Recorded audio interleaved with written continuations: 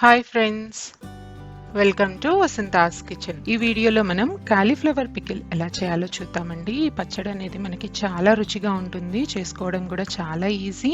అతి తక్కువ ఇంగ్రీడియంట్స్తోనే కాలీఫ్లవర్ పికిల్ని మనం ఎంతో ఈజీగా చేసుకోవచ్చు. సో ఇంకెందుకు ఆలస్యం, రెసిపీలోకి వెళ్ళిపోదాం. ఇక్కడ ముందుగా 1 kg వరకు కాలీఫ్లవర్ని తీసుకున్నామండి. చిన్న చిన్న ముక్కలుగా కట్ చేసుకొని ఇలా ఒక మిక్సింగ్ బౌల్లోకి వాష్ చేసుకొని తీసుకోవాలి.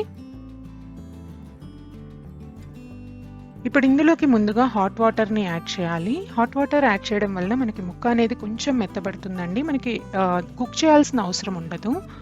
ఇలా ఒక 5 నిమిషాల పాటు ముక్కలన్నీ మునిగేలాగా మనం ఇలా గరిటెతోటి మిక్స్ చేసి 5 నిమిషాలే నాననివ్వాలండి. ఎక్కువసేపు వద్దు, ఎందుకంటే ముక్క అనేది ఎక్కువగా మెత్తబడిపోతుంది. మనకి ముక్క క్రంచీగా క్రిస్పీగా ఉండాలంటే 5 నిమిషాలు సరిపోతుంది. ఇప్పుడు తీసేసి వడకట్టుకోవాలి.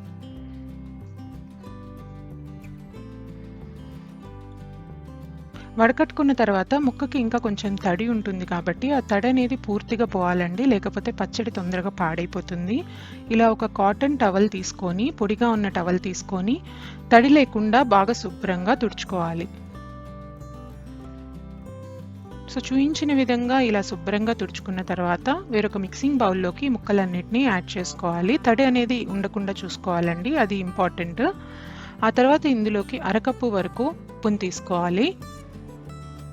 ఇంకా అరకప్పు వరకు ప్లెయిన్ కారాన్ని తీసుకోవాలండి. మనం పికిల్స్కి యూజ్ చేసే కారం తీసుకోవాలి. ఇంకా 1 టీ స్పూన్ వరకు పసుపుని యాడ్ చేసుకోవాలి. ఇప్పుడు ఉప్పు, కారం, పసుపు మొత్తం కలిసేలాగా గరిటెతోటి మొత్తం మిక్స్ చేసుకోవాలి. ప్రతి ముక్కకి ఇలా ఉప్పు, కారం, పసుపు బాగా పట్టాలండి. అలా కలుపుకొని పక్కన ఉంచుకోవాలి. ఆ తర్వాత ఒక మిక్సింగ్ జార్ తీసుకొని ఇందులోకి 2 పెద్ద వెల్లుల్లిపాయల్ని ఇలా రెబ్బలుగా తీసుకొని యాడ్ చేసుకోవాలి. ఇంకా 1 టేబుల్ స్పూన్ వరకు జీలకర్రని తీసుకోవాలి. ఇప్పుడు దీన్ని మనం మెత్తగా పేస్ట్ లాగా గ్రైండ్ చేసుకోవాలి. కొంచెం కచ్చబచ్చగా ఉన్న పర్లేదండి, టేస్ట్ బాగుంటుంది. ఆ తర్వాత స్టవ్ ఆన్ చేసుకొని కడాయిలోకి 1 కప్పు వరకు ఆయిల్ని తీసుకోవాలి. ఆయిల్ అనేది వేడవడానికి ఇక్కడ మంట అనేది మీడియంలోనే ఉంచాలండి, హైలో ఉంచకూడదు. మీడియంలో ఉంచి ఆయిల్ వేడైన తర్వాత ముందుగా 4 ఎండుమిరపకాయలని యాడ్ చేసుకోవాలి. ఇంకా 1 టేబుల్ స్పూన్ వరకు మినపప్పుని యాడ్ చేసుకోవాలి. అలాగే 1 టేబుల్ స్పూన్ వరకు పచ్చిశనగపప్పు, ఇంకా 1 టేబుల్ స్పూన్ వరకు ఆవాలు యాడ్ చేసుకోవాలి. ఇంకా 1 టీ స్పూన్ వరకు జీలకర్ర, 1/2 టీ స్పూన్ వరకు ఇంగువను యాడ్ చేసుకోవాలి. ఇప్పుడు మొత్తం బాగా ఫ్రై అయ్యేంత వరకు కలుపుకుంటూ మధ్య మధ్యలో చిటపటమనేంత వరకు ఫ్రై చేసుకోవాలి. మంటని మీడియంలోనే ఉంచుకోవాలండి.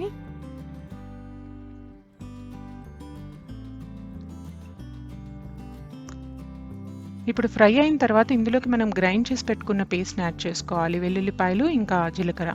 ఆ తర్వాత కొంచెం కరివేపాకుని యాడ్ చేసేసి మంటని ఇక్కడ ఆఫ్ చేసుకోవాలండి. స్టవ్ ఆఫ్ చేసుకొని ఆ తర్వాత దీన్ని బాగా మిక్స్ చేసుకోవాలి. ఇప్పుడు మనం కలిపెట్టుకున్న కాలీఫ్లవర్ మిక్స్చర్లోకి వేడివేడి నూనె ఇంకా మిక్స్చర్ అంతా యాడ్ చేయాలండి. యాడ్ చేసి మొత్తం ముక్కలకి బాగా పట్టేలాగా కలుపుకోవాలి. మొత్తం కలుపుకున్న తర్వాత ఇప్పుడు దీన్ని ఒక 30 నిమిషాల పాటు పక్కన ఉంచుకోవాలండి. పూర్తిగా ఆరిపోవాలి. సో పూర్తిగా ఆరిపోయేంత వరకు పక్కన ఉంచుకోవాలి. ఆరిపోయిన తర్వాత ఇప్పుడు ఇందులోకి నిమ్మరసాన్ని యాడ్ చేయాలండి. దానికోసం మీడియం సైజు నిమ్మకాయలని తీసుకున్నాము.